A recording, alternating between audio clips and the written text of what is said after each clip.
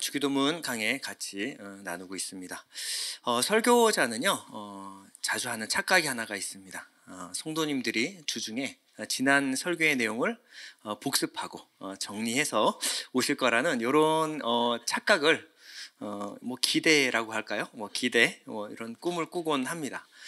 당연히 여러분들이 그렇게 복습해 오셨을 거라고 믿지만 혹시나 깜빡하고 못하신 분들을 위해서 지난 내용을 좀 복습하고 나가려고 합니다. 이 주기도문 강의가 끝나고 나서 여러분들이 주기도문을 암송하시는 것만으로도 여러분들이 기독교의 가장 참된 그 DNA죠. 우리가 무엇을 믿고 무엇을 소망하고 있는가에 대해서 한 번에 정리가 됐으면 하는 바람이 있습니다. 제일 처음에 우리가 나눴던 것은 하늘에 계신 우리 아버지여 라는 것입니다. 우리는 기도할 때 포문을 열듯이 그냥 외치고 나서 그 다음부터 뭘 기도하지? 이렇게 생각하는 그저 지나가는 말일 수도 있지만 당시 그 누구도 하나님을 아버지라고 부른 사람이 없었어요. 근데 예수님은 우리에게 그런즉 너희는 이렇게 기도하라. 그리고 우리에게 주신 첫 번째 기도가 무엇이냐면 하늘에 계신 우리 아버지요. 자, 이 아버지, 파텔이라는 말은 아빠라는 말입니다. 아빠라는 말이에요. 우리가 기도할 때 먼저 알아야 될 것은 우리가 누구에게 기도하는가, 기도의 대상입니다. 우리는 누구에게 기도하냐면요, 아빠라는 거예요. 아빠에게 우리가 기도하는 이 기도는요, 어떠한 형식이나 논리가 없어도 상관없습니다. 여러분, 아빠에게 갈 때는요, 아빠라고 부를 때는 우리가 어린아이임을 인정하는 것입니다. 어린아이가 아빠에게 나아갈 때는 뭐가 필요할까요? 그냥 있는 그대로 나가면 됩니다. 어린아이가 넥타이 메고 결제 서류 딱 가지고 완벽한 논리를 가지고 아버지를 설득할 수 있는 프레젠테이션을 하는 아이들은 본 적이 없죠.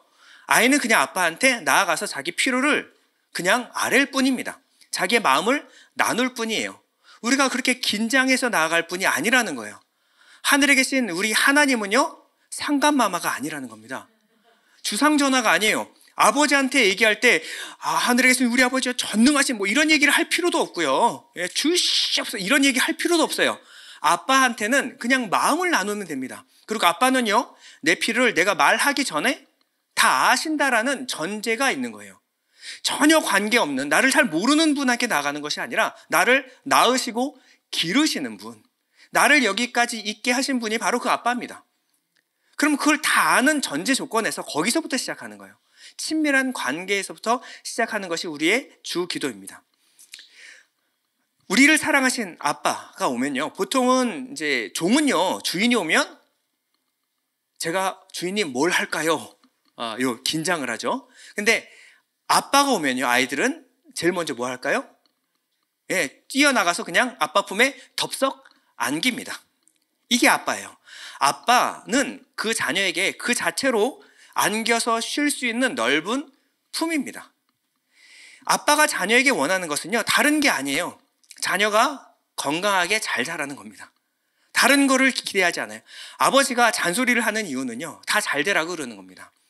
이를 닦아라, 음식을 골고루 먹어라, 먹고 나서 운동해라. 이 모든 것은요, 자녀가 잘 되기 위해서 하시는 것이지 그냥 아버지가 무언가 다른 기대를 갖고 있는 것이 아니에요.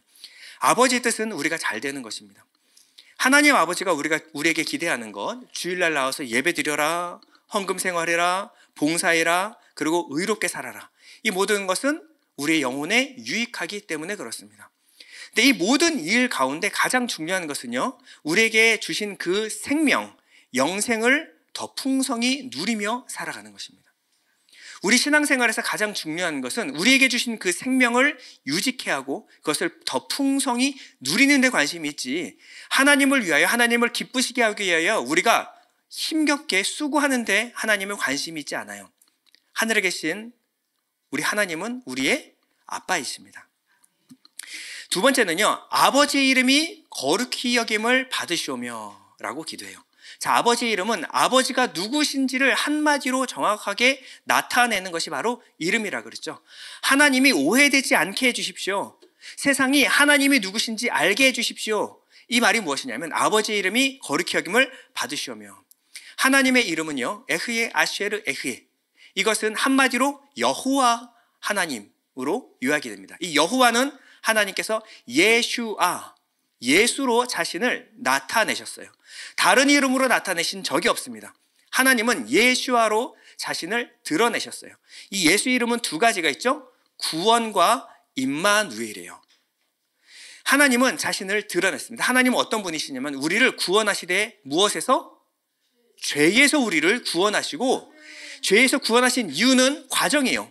목적이 아닙니다. 구원하심으로 말미암아 하나님과 우리가 함께 거하며 살 수 있도록 만드신 거예요. 죄가 있으면 하나님과 우리가 함께 살 수가 없습니다. 그런데 죄 사함을 통하여 우리는 하나님과 함께 살 수 있게 되었어요. 어떻게요? 그가 보내신 성령을 우리 안에 거하심으로 말미암아 우리는 하나님과 함께 살게 되었습니다. 하나님이 원하시는 것, 하나님의 뜻은 우리의 죄를 사하시고 우리와 함께 사는 거예요. 우리와 함께 사는 이 상태를 뭐라 그러냐면 하나님의 나라라 그러죠. 나라는 어떤 장소적인 개념을 넘어서요, 하나님과 우리가 함께 거하며 누리며 사는 것, 하나님과 하나님을 누리며 사는 상태를 뭐라 그러냐면 하나님 나라라고 합니다. 우리가 흔히 하나님의 나라가 임하옵시며 라고 하는 이 나라를 말할 때 하나님의 통치, 주권, 다스림 이런 얘기를 많이 합니다. 근데 우리 한국 사람들은요, 통치, 다스림 하면 부정적인 이미지가 자꾸 떠올라요. 안 좋은 이미지가 있어요. 뭔가 지배를 받고 통치를 받고 다스림을 받는 것은 굉장히 부자연스럽고 힘든 일이다. 그런데 이 하나님 나라의 통치는 누가 하시는 거죠? 네, 하나님입니다. 하나님이에요. 하나님 누구십니까? 하나님 우리 아버지예요. 하나님이 누구라고요? 우리 아빠라고요. 아빠의 다스림, 아빠의 통치를 한마디로 뭐라 그럽니까? 사랑이라 그러는 거예요. 사랑. 다스림은 한마디로 보살핌입니다. 보호하심이에요. 이것이 아빠의 통치예요. 우리는 하나님의 통치, 하나님의 보살핌과 다스림 가운데 있을 때만 쉼과 안식을 누릴 수가 있습니다. 우리가 하나님 안에 있고 내가 하나님 안에, 하나님이 내 안에 거하신다는 확신이 있어야 우리는 마음의 평안과 쉼을 누릴 수 있는 거예요. 이 사람들이 무엇을 기도합니까? 하나님의 나라가 내 마음 가운데, 하나님의 나라가 이 땅 가운데 임하기를 소원합니다. 기도하는 거예요. 천국에는 아라비아 숫자가 없다라는 시 제목이 있습니다. 고진아 시인은요, 목사님이면서 시인이시죠. 이분이 쓴 시의 제목입니다. 자, 천국에는 아라비아 숫자가 없다. 무슨 말일까요? 아라비아 숫자는요, 1등부터 100등까지를 나누고 계층화합니다. 이 사람의 연봉이 얼마인가? 그 사람이 탄 차의 배기량이 무엇인가? 그 사람이 사는 집의 평수가 무엇인가? 이렇게 계층화하고 서열화하기 시작합니다. 많고 적음과 높고 낮음의 척도를 매기는 것이 바로 무엇이냐면 아라비아 숫자라는 거예요. 천국에는 이 아라비아 숫자가 없다라고 고진아 시인은 말하고 있습니다. 사람들은 숫자 때문에 희망을 품기도 하지만요, 사람들은 숫자 때문에 절망에 빠지기도 합니다. 사람들은 숫자 때문에 우와 열이 나눠져요. 숫자 때문에 차와 등이 나눠집니다. 우월한 사람들은 우쭐거리고요, 열등한 사람은 주눅이 듭니다. 사람을 숫자로 판단하기 시작하면요, 판단하고 평가하는 것이 익숙해지기 시작해요. 그러면요, 아무리 좋은 일이라고 할지라도 그 사람 마음 깊이 그 사람이 잘 되는 것을 축하해 줄 수가 없습니다.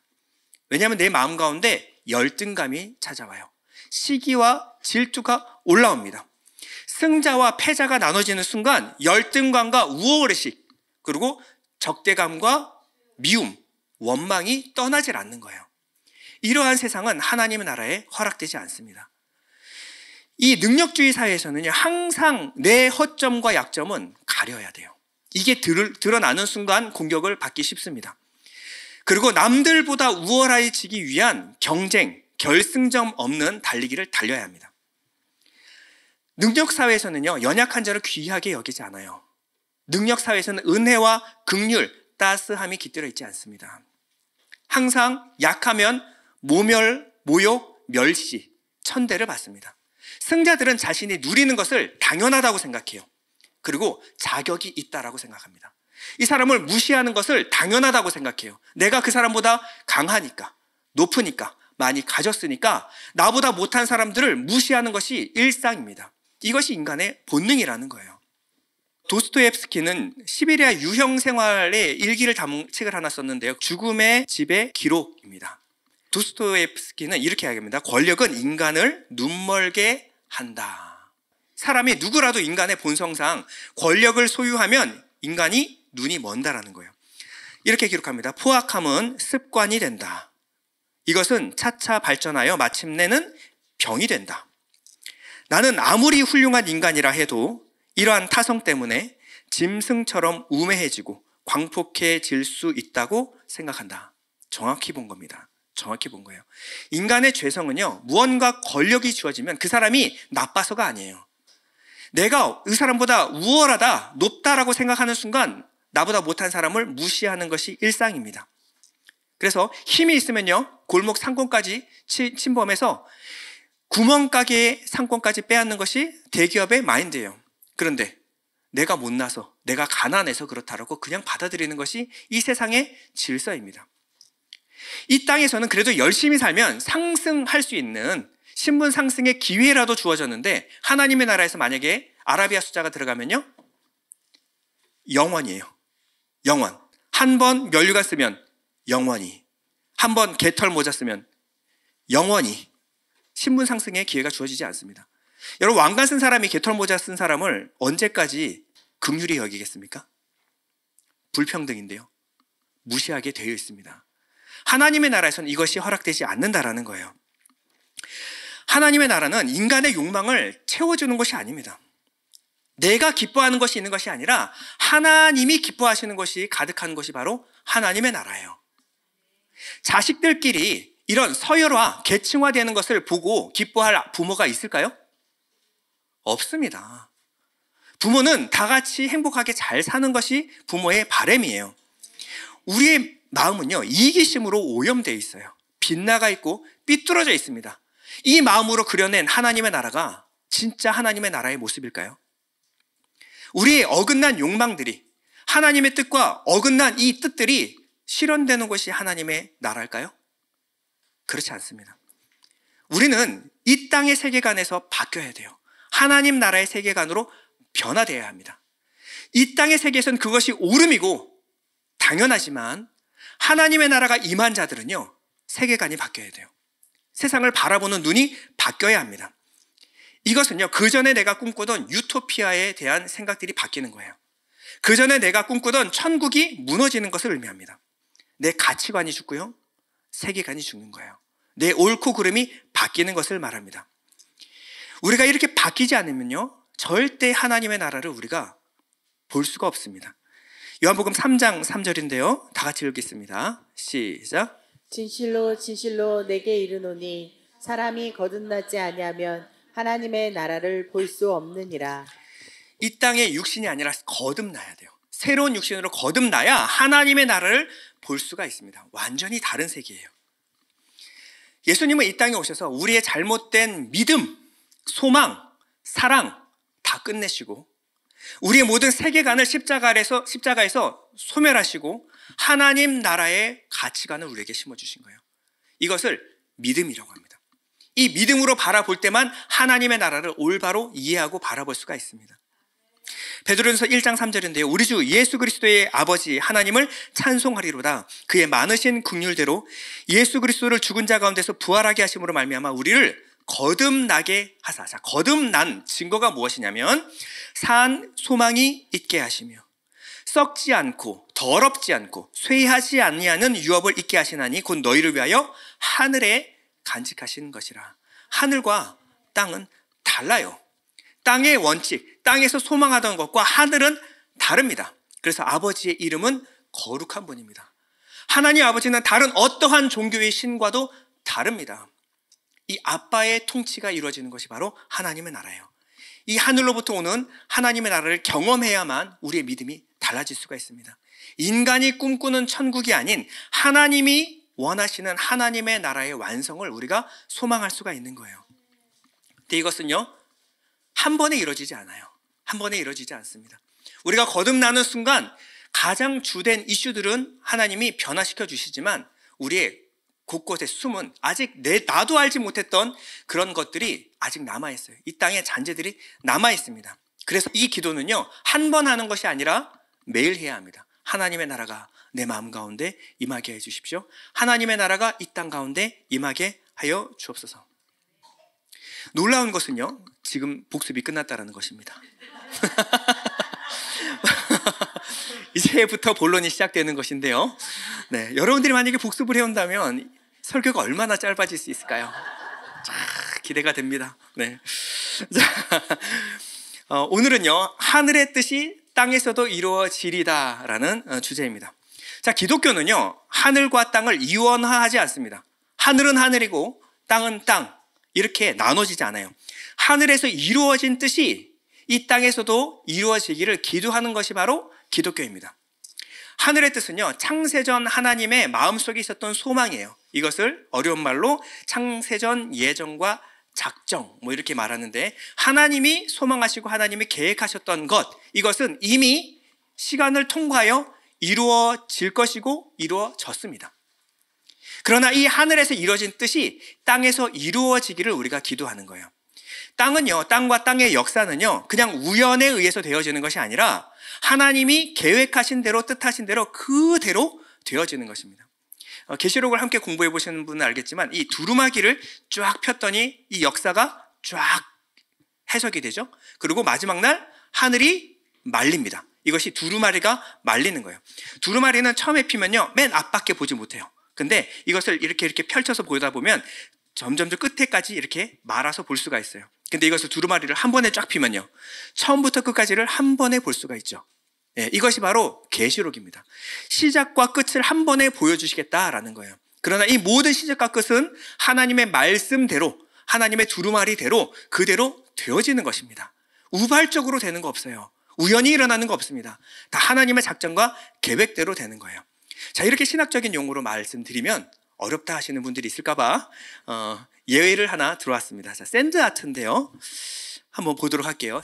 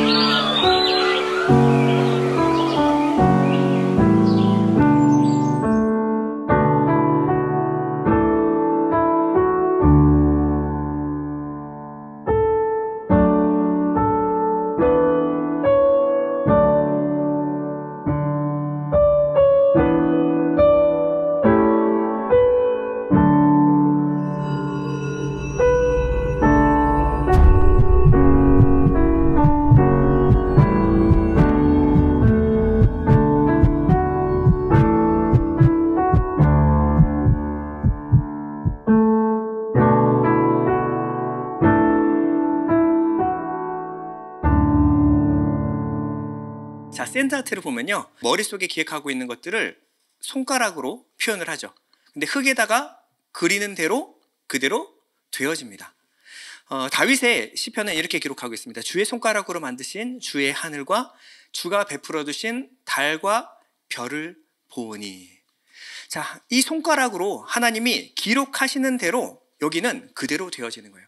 하나님이 손가락으로 흙에 기록하는 대로 역사는 기록이 되는 겁니다.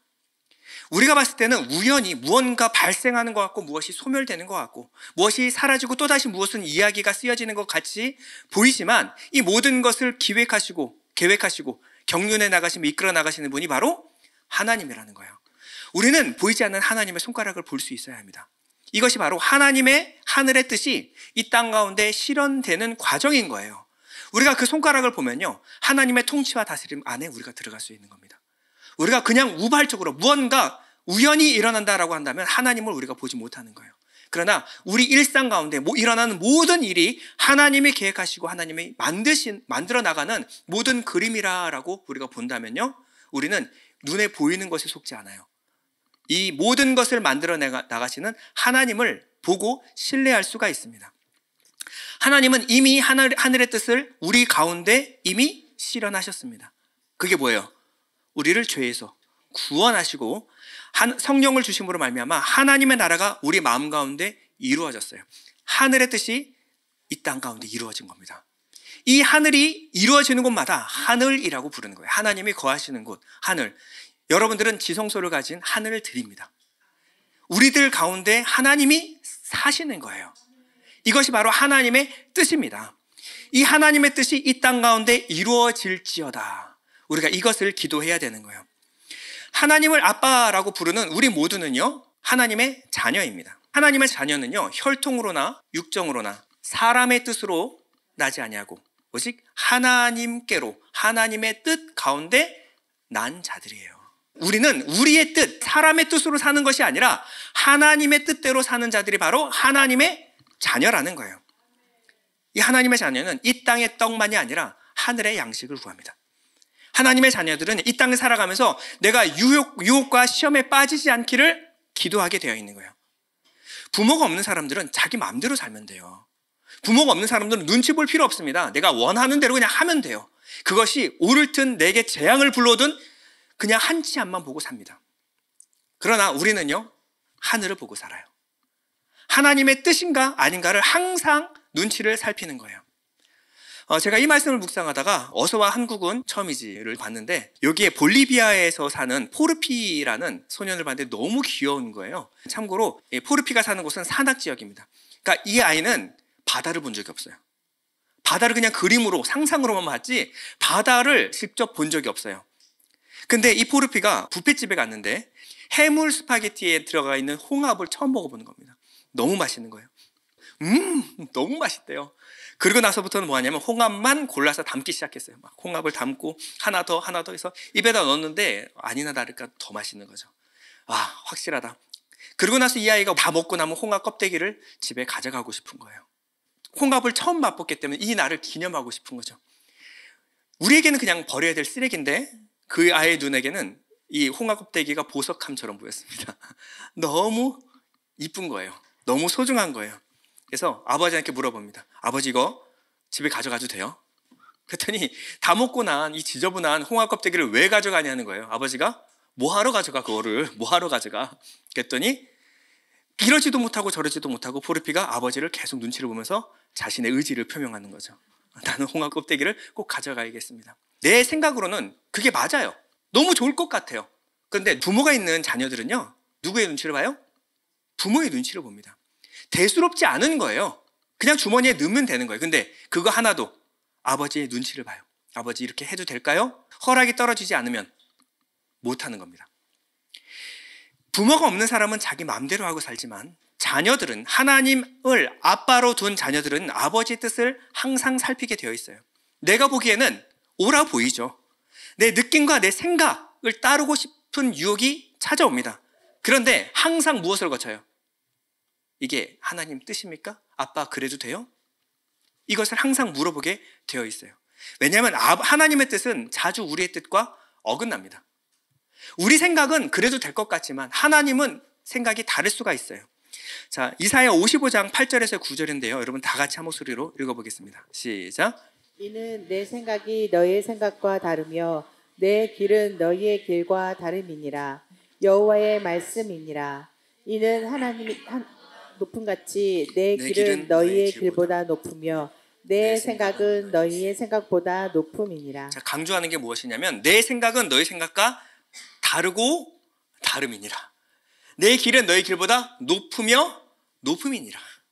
그러니까 하나님의 생각과 우리 생각이 다름을 우리는 인정해야 돼요.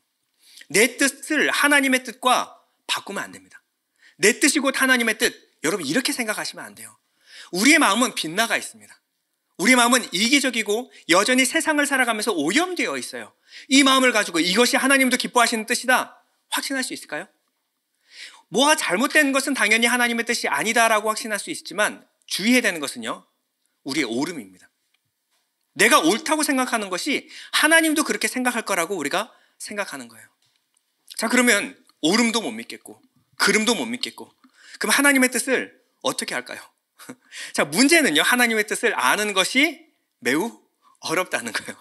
이게 진짜 무엇이 하나님의 뜻일까? 그래서 서점에서 불티나게 팔리는 것이 무엇이냐면 하나님의 음성을 듣는 법. 어떤 분들은 하나님의 음성을 듣는 법도 또 귀찮고 하니까 누구가 직통 계시를 받는다라고 하면 그걸 찾아가요. 그분들이 찾아가서 막 우리가 묻고 싶었던 것을 물어보죠. 하나님께 물어봐 달라는 거예요. 그래서 직통 계시를 막 받는. 여러분 이것은 가장 조심해야 될 것입니다. 이런 분들이 사기꾼에 속아 넘어가기 가장 쉽습니다. 자, 이 사람은 하나님의 뜻을 묻는 것 같지만 왜 이것이 위험하냐면요, 우리 안에는 여전히 우리 안에 뜻이 있고 우리 안에 욕망이 있어요. 욕심이 있습니다. 그렇기 때문에 하나님의 뜻을 물어보는 그 전에 우리가 솔직히 우리 마음을 한번 들여다봐야 돼요. 내가 진짜 하나님의 뜻이면 이것도 하고 저것도 할 것인가? 그저 하나님께 그냥 승인을 받고 컨펌 받고 싶어서 물어보는 거 아닐까요? 자, 예를 들어서 우리 아이 진학에 대한 문제가 있어요. 이 남자가 나하고 결혼하자는데 이 남자가 진짜 내 평생의 배우자일까요? 더 좋은 직장에서 나를 콜하는데 이 직장으로 가야 되는 것이 맞을까요? 사업에 중요한 안건이 있는데 이렇게 하는 것이 맞을까요? 저렇게 하는 것이 맞을까요? 이런 여러 가지 고민들이 있어요. 근데 이 고민에 대한 하나님의 뜻을 묻는 진심이 뭘까요? 진짜 하나님의 뜻이 궁금한 것일까요? 아니면 혹시나 내가 잘못 선택해서 내가 큰 손해를 보면 어떡하지? 이런 마음이 더 클까요? 우리 마음은요, 웬만하면 결혼해서 좀 덜 고생하고 웬만하면 이 남자하고 살면 내가 더 행복할지를 좀 알고 싶은 거 아닙니까? 좀 덜 고생하고 덜 손해보고 아니면 가능한 한 더 많은 이익을 더 많은 행복을 얻고자 물어보는 거 아니에요? 우리의 목적은 내 행복과 내 유익에 있는데 우리는 기도할 때 하나님의 뜻을 구한다라고 기도하지 않습니까? 우리의 솔직한 마음을 알아봐야 되는 거예요. 우리에게 환난과 고난이 올지라도 이것이 하나님의 뜻이면 순종할 마음이 있습니까? 하나님의 뜻을 묻는 거의 대부분의 사람들이요, 내 마음을 알아맞혀 보라는 거예요. 직통 계시 받는 분들한테 묻는 것은 하나님의 뜻이 아니라 내 마음 알아맞혀 보라는 거예요. 근데 그것이 하나님의 뜻이라고 확신을 심어주면요, 복채가 얼마든 상관없어요. 이것이 컨펌 받았으니까 너무 기쁜 거죠. 근데 내 원함과 반대 손해보셔야 되겠습니다. 조금 힘든 길 가셔야 되겠습니다. 그러면 어떻게 해요? 더 기도해 보겠습니다. 더 용한 분 찾아다니지 않습니까? 우리가 진짜 하나님의 뜻이면 실패해도 괜찮습니다. 손해봐도 괜찮습니다. 내가 불행해져도 괜찮습니다. 이게 하나님의 기뻐하시는 뜻이면 내 뜻, 내 소원, 내 행복 다 포기하고 내려놓고 하나님 뜻 따르겠습니다. 만약에 이렇다면요, 여러분 아무렇게나 사셔도 괜찮아요. 여러분들이 진짜 하나님의 뜻이면 내가 다 내려놓겠다 그러면 이 길 가도 되고 저 길 가도 되고 이 사람하고 결혼해도 되고 사업 어떻게 해도 상관없습니다. 하나님은 그 길에서 하나님의 기뻐하신 뜻을 여러분을 통해서 이뤄내실 겁니다. 문제는 내가 그럴 각오가 안 돼 있다는 거예요. 진짜 하나님의 뜻을 알고 싶은 것인가, 하나님의 뜻에 필요한 순종이 필요한 것인가, 여러분 이것을 한번 돌아보시기 바랍니다. 교회에 분란이 일어나는 경우가 있어요. 우리 교회는 그런 일이 없기 때문에 제가 이런 예를 너무 쉽게 들 수 있어서 너무 감사합니다. 교회에 분란이 일어나는 일들이 보면요, 이분도 저분도 둘 다 하나님의 뜻이래요. 내가 이러는 것은 다 교회를 위한 거야. 이게 하나님의 뜻이지. 양쪽 다 들어보면 고개가 끄덕여져요. 일리가 있습니다. 그런데 이것이 둘이 충돌해서 교회가 두 쪽 나버리는 경우가 있어요. 여러분, 이럴 때 어떻게 물어봐야 됩니까? 둘 다 하나님의 뜻 같아요. 그럼 어떻게 우리가 선택해야 됩니까? 여러분, 사람은요, 만약에 A를 선택하면요, B를 포기해야 됩니다. 그래서 A를 주장하는 거예요. 어떤 사람은 B를 선택하면요, A 포기해야 돼요. 그러니까 팽팽하게 붙는 거예요. 하나님은요, A 선택해도 B에서 오는 결과 만들어낼 수 있습니다. B로 가도 A 만들어낼 수 있어요. 하나님은 없는 것에서 있는 것을 만들어내시는 분입니다.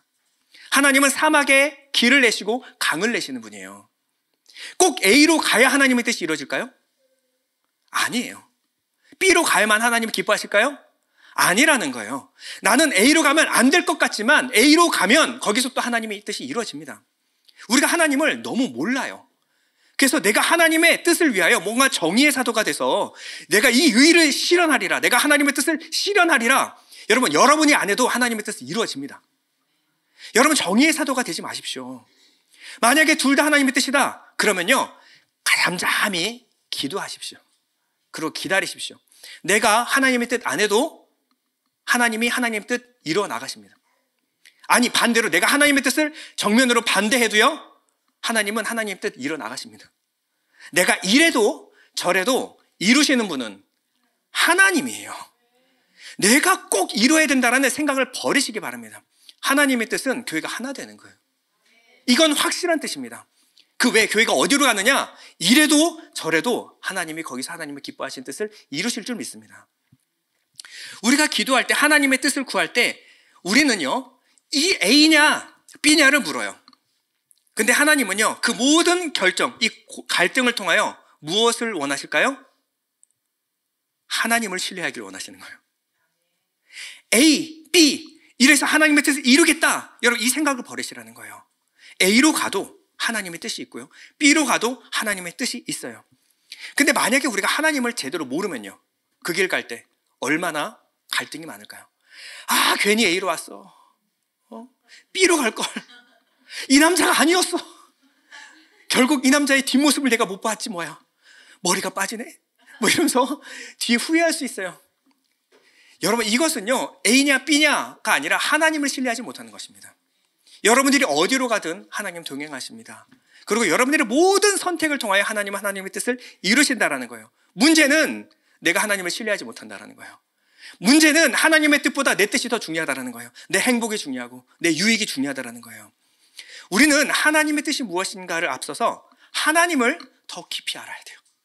그래야 모든 과정 가운데 여러분이 확신 가운데, 평안 가운데 살아낼 수가 있습니다. 오스왈드 챔버스라는 사람은 이렇게 말했어요. 믿음은 우리가 이끌려가게 될 그 목적지, 그곳을 아는 것이 아니라 우리를 인도하시는 그분을 사랑하고 아는 것입니다. 믿음은 1차적으로 그분이 주시는 은혜와 사랑을 알고 누리는 것에서 시작합니다. 자, 믿음은요, 우리의 믿음의 길은요, 알고 가는 것이 아니라 믿고 가는 겁니다. 믿고 가는 거예요. 근데 이 믿음에 필요한 것은 무엇이냐면 주님을 아는 거예요. 주님을 알고 주님을 사랑하면요, 어떤 길이도 갈 수 있습니다. 이 하나님이 주신 것, 이 사랑을 알기 위해서는 이미 내게 주신 것을 여러분 돌아보십시오. 여러분, 여기까지 온 것은 여러분들의 선택을 잘해서 온 게 아니에요. 하나님의 은혜로 왔습니다. 내가 지금 여기까지 오게, 지금 이 선택의 기로에 서게 된 이 모든 과정을 하나님이 인도하셨어요. 여러분, 얼마나 대단한 많은 선택을 하셨어요. 아니요, 하나님이 다 여기까지 있게 하셨어요. 그러면 앞으로도 하나님이 항상 같이 가실 것입니다. 그럼 여러분들에게 주신 것을 한번 돌아보세요. 여러분 지금 있는 것들, 여러분들에게 주신 모든 것들을 여러분 잘 누리고 있습니까? 여러분들의 가정, 여러분 가정에 주신 하나님의 그 비밀한 기쁨들을 얼마나 누리고 계십니까? 여러분에게 주신 부모, 여러분 이것보다 완벽한 부모는 없다라고 믿으셔야 돼요. 그러면 이 부모를 통해서 여러분 하나님의 사랑을 배우셨습니까? 부모를 누리십니까? 몇 퍼센트나 누리시죠? 여러분에게 주신 자녀와 그 기쁨을 충만히 누리십니까? 몇 퍼센트나 누리시죠? 여러분에게 주신 직장, 하나님의 뜻을 발견하셨습니까? 내게 주신 직장을 정말 감사하며 기뻐하며 출근하신 적이 있으십니까? 여러분에게 주신 교회, 내 마음에 들건 들지 않건 하나님이 주신 교회예요. 이 교회를 여러분들이 얼마나 누리고 이 교회 안에서 여러분들이 하나님이 주신 많은 비밀들을 발견하셨습니까? 이것을 우리는 보질 않아요. 하나님이 내게 주신 것은 보지 않고요, 내게 주시지 않은 것들에 대해서 안다라고 있어요. 지금까지 나를 만드신 하나님을 보면요, 돌아보면 내가 어디로 갈지가 보이는 경우가 많아요. 고린도전서 2장 12절인데요. 여러분 한번 다 같이 읽어보도록 하겠습니다. 자, 시작. 우리가 세상의 영을 받지 아니하고 오직 하나님으로부터 온 영을 받았으니 이는 우리로 하여금 하나님께서 우리에게 은혜로 주신 것들을 알게 하려 하심이라. 우리가 성령을 받았어요. 성령을 받으면 어떤 일이 일어나는가? 우리에게 은혜로 주신 것들을 알게 돼요. 제일 먼저는 우리에게 은혜로 주신 예수 그리스도를 알게 되죠. 예수 그리스도 안에서 하나님이 우리를 얼마나 극진히 사랑하셨는가를 우리가 발견해요. 그리고 돌아보면요, 내게 주신 모든 것이 은혜입니다. 모든 것이 은혜예요. 예수뿐만 아니라 가정, 직장, 교회, 이 나라, 이것이 하나님이 주신 선물이라는 거예요. 여러분 집에 가가지고 물 트면 물 나오죠. 당연한 건가요? 전 세계 10%만 물을 트면 물이 나와요. 집에서. 그냥 물이 나옵니까? 겨울엔 따뜻한 물 나오고요. 이게 전 세계 10% 미만이에요. 여러분 냉장고에 먹을 거 항상 있죠.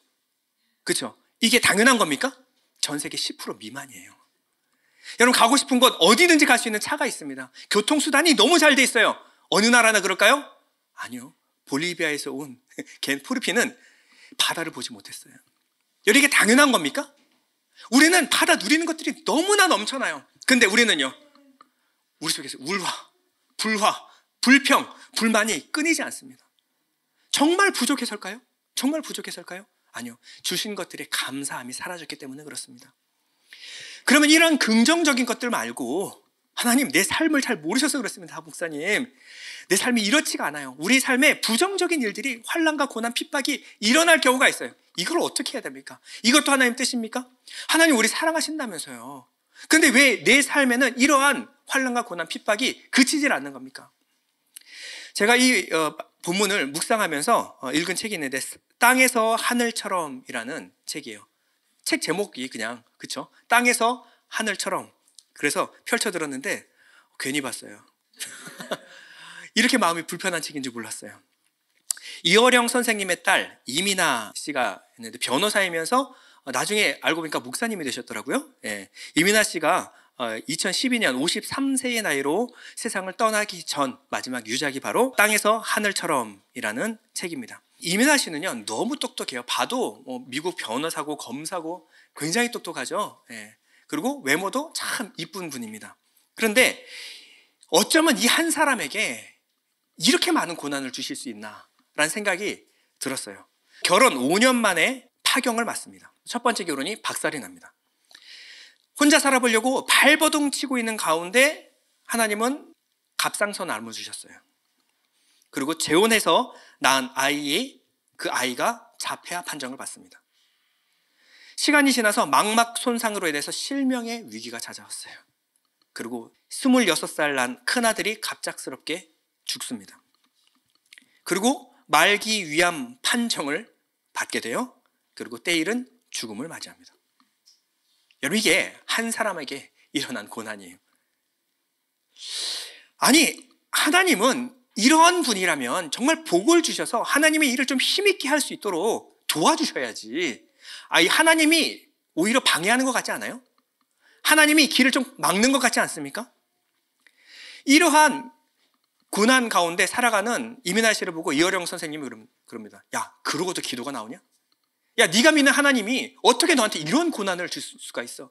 하나님을 믿는다면 어떻게 하나님이 살아계시다면 너한테 이런 고난을 줄 수가 있어?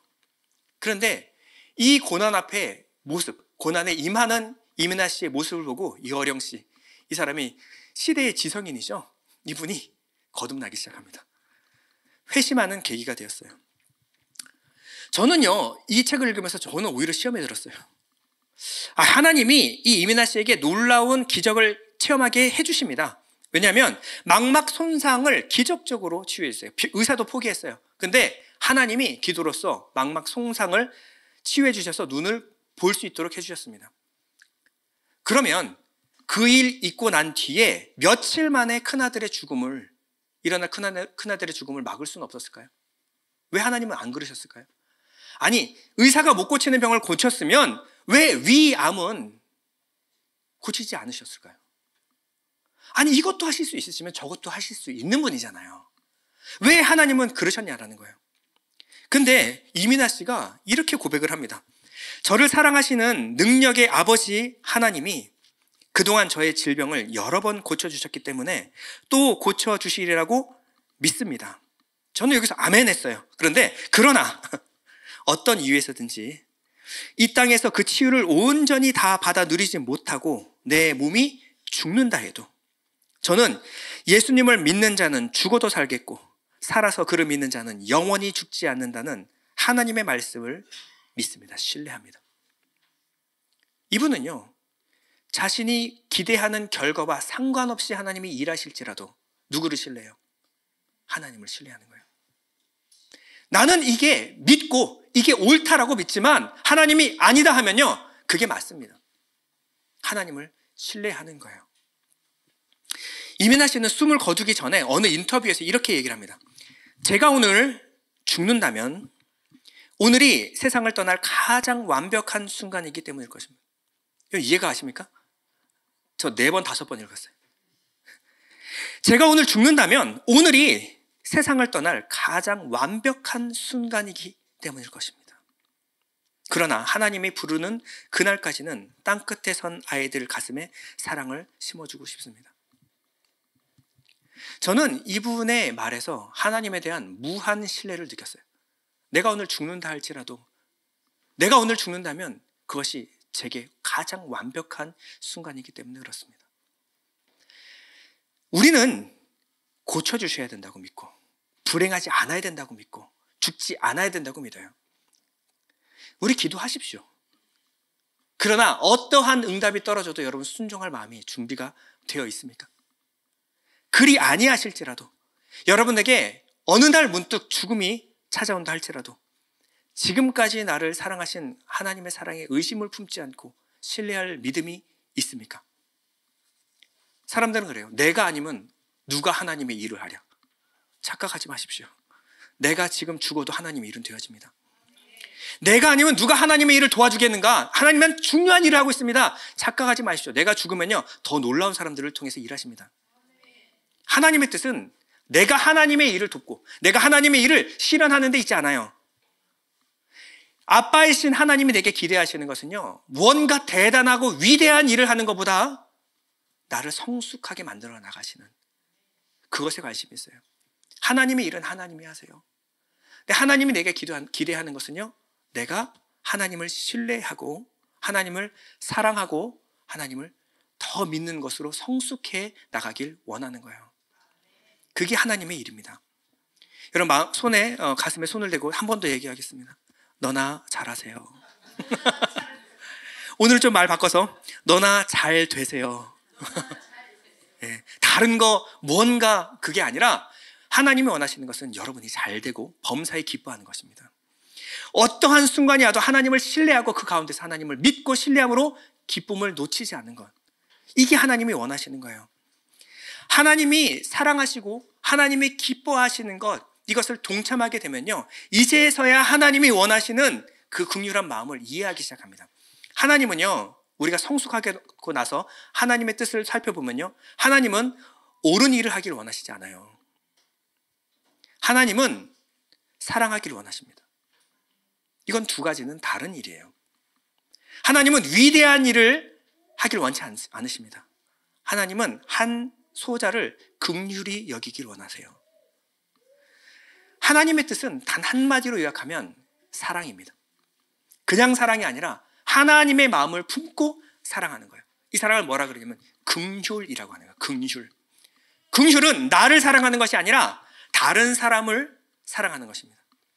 긍휼은 나보다 나은 사람에게 아부하는 것이 아니라 나보다 못한 사람을 나보다 더 사랑하는 것이 바로 긍휼이에요. 주님이 나를 사랑하셨어요. 근데 주님은요, 나와 완전한 타인이었습니다. 하나님과 나는 원수였어요. 원수는 어떤 사람일까요? 내가 잘못되면 이 사람이 기뻐해야 돼요. 이 사람이 잘못되면 이 사람이 기뻐해야 돼요. 완전히 대적관계, 이게 바로 원수였어요. 그런데 내가 하나님을 사랑했어요? 하나님이 나를 사랑했어요. 그래서 나의 그런 불쌍한 처지를 보시고 밤낮 울며 하나님 앞에 기도하신 분이 예수 그리스도십니다. 그냥 우리를 불쌍히 여겼어요? 아니요. 인간의 몸을 입고 이 땅 가운데 내려오셨습니다. 여러분, 신이 하나님이 인간의 몸을 입은 것은요, 천상에서 봤을 때 굉장히 치욕스러운 일입니다. 모멸스러운 일이에요. 여러분이 만약에 어느 날 개로 태어났다고 생각을 한번 해보세요. 얼마나 사람들이 발로 차고요, 잘했다고 사료나 주고 이뻐해줘요. 얼마나 치욕스러울까요?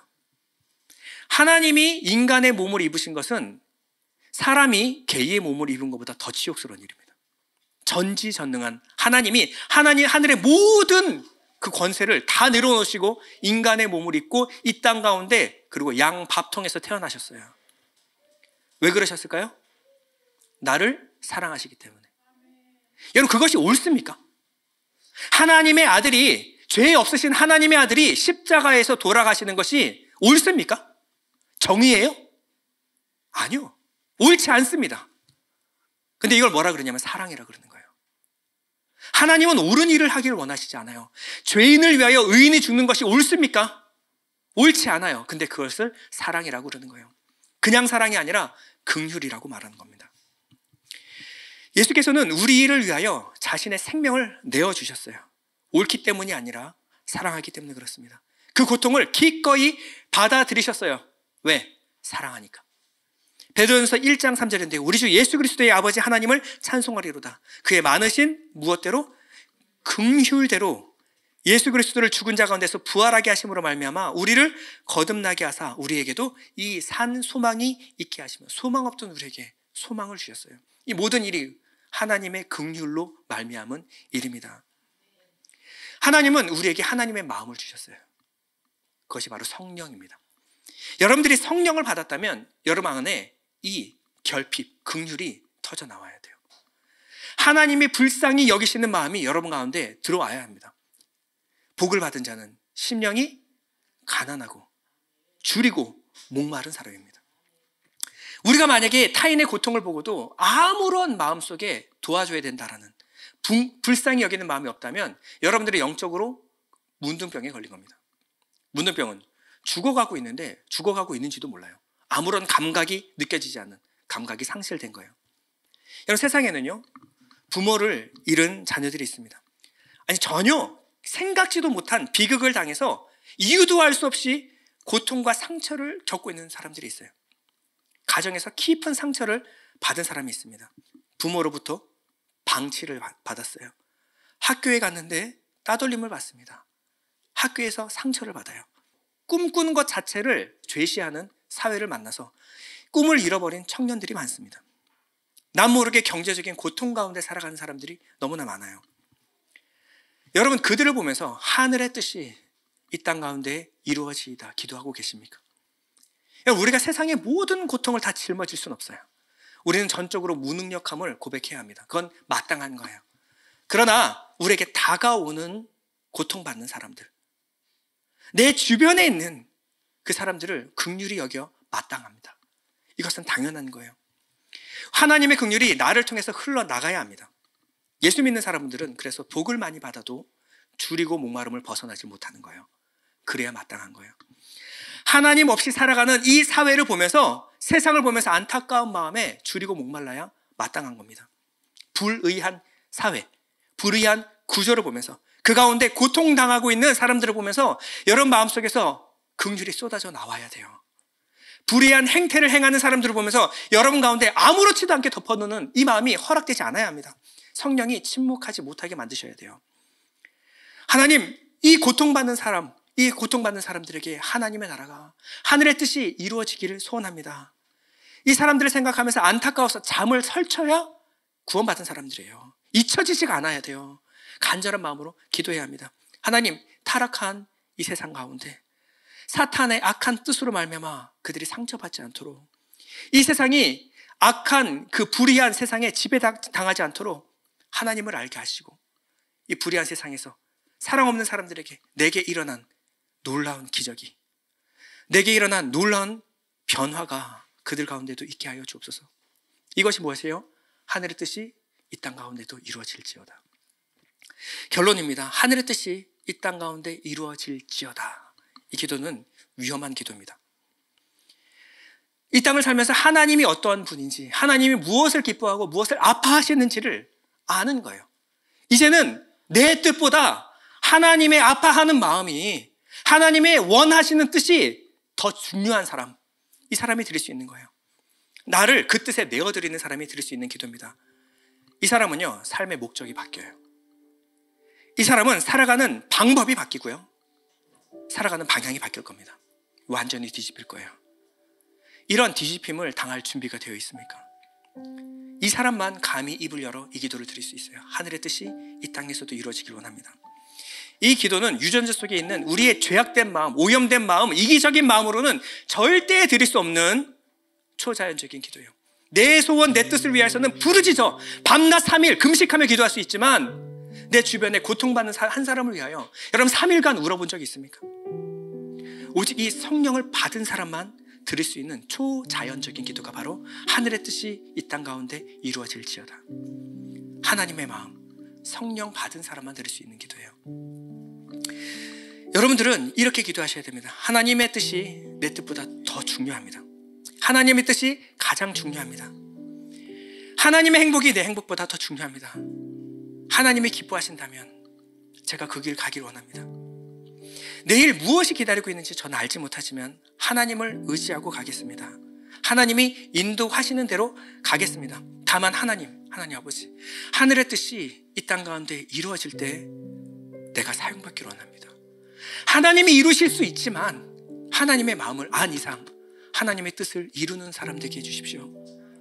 하나님의 뜻이 나를 통해서 이루어지기를 소원합니다. 왜요? 내가 하나님의 기쁨 되기를 원합니다. 하나님이 기뻐하시는 자 되기 원합니다. 하나님이 행복한 얼굴 보기 원합니다. 하나님이 우는 것을 보기 원합니다. 어떠한 오해와 어려움이 있을지라도 하나님만 내 편이면 괜찮습니다. 아무리 어려운 상황에 들어가도 하나님만 함께 하시면 괜찮습니다. 하나님의 뜻에 순종하기로 결단하는 자들이 드릴 수 있는 기도가 바로 하늘의 뜻이 이 땅 가운데 이루어지길 원합니다. 우리 잠시 눈을 감고 기도할 때 여러분 이 기도를 드릴 수 있는 용기가 있습니까? 하나님, 내 뜻대로 마옵시고 아버지 뜻대로 되기를 원합니다. 내 행복대로 마시고 하나님의 행복이 되기를 원합니다. 내 기쁨이 아니라 하나님의 기쁨 되기 원합니다. 내 주변에 있는 사람들 긍휼히 여기게 하여 주시옵소서. 하나님 없이 살아가는 내 주변에 있는 사람들을 위하여 살아가게 하여 주시옵소서. 잠시 기도하겠습니다.